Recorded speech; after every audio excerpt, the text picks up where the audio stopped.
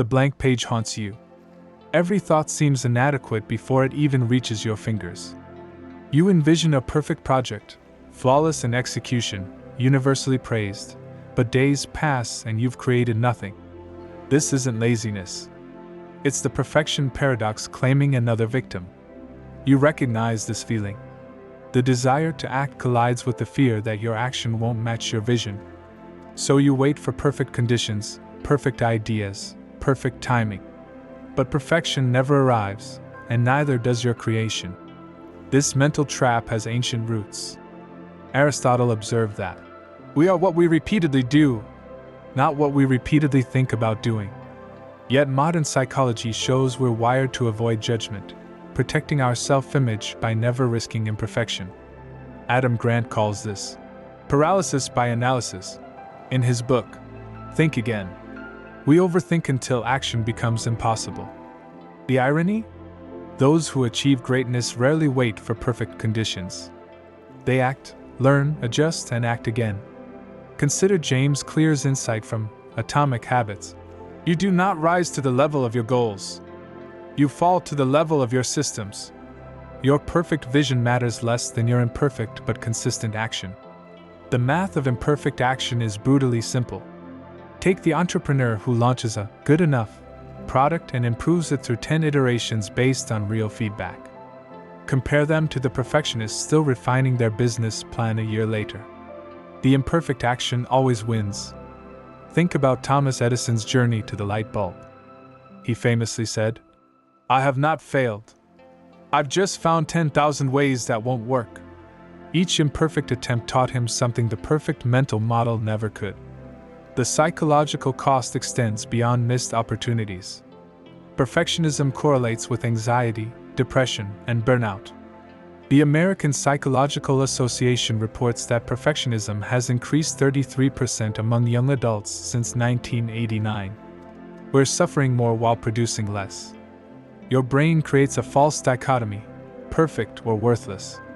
This black and white thinking ignores the vast middle ground where growth happens. Psychologist Dweck calls this the difference between a fixed mindset and a growth mindset. With a fixed mindset, your abilities are set in stone. You're either naturally good at something or you're not. A growth mindset sees challenges as opportunities to improve through effort. The antidote starts with recognizing that perfection isn't just unattainable, it's undesirable. Would you rather have a perfect plan that never sees daylight or an imperfect creation that changes lives? Reid Hoffman, LinkedIn founder, put it bluntly. If you're not embarrassed by the first version of your product, you've launched too late. This applies to everything from writing to relationships to career moves.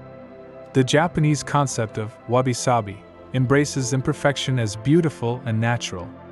A perfect bowl has nothing to teach us.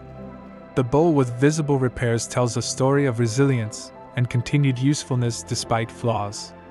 Action creates clarity. You discover what works only by testing ideas against reality. The perfect plan in your head lacks this crucial feedback loop. It's like trying to learn swimming by reading about it without ever touching water.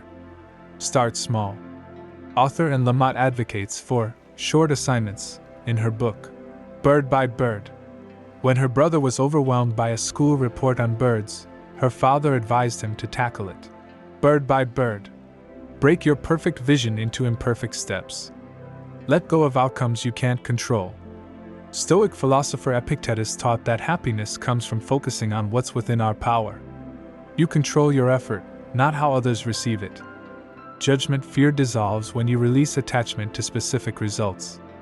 Reality favors action over perfection for practical reasons. Markets change. Opportunities pass. The conditions you're waiting for might never align. Meanwhile, those taking imperfect action are building momentum, learning lessons you can only theorize about. Next time perfectionism strikes, try this. Set a 5-minute timer and start working. Don't judge what emerges. When the timer ends, you'll have something real instead of something perfect, and reality always trumps imagination.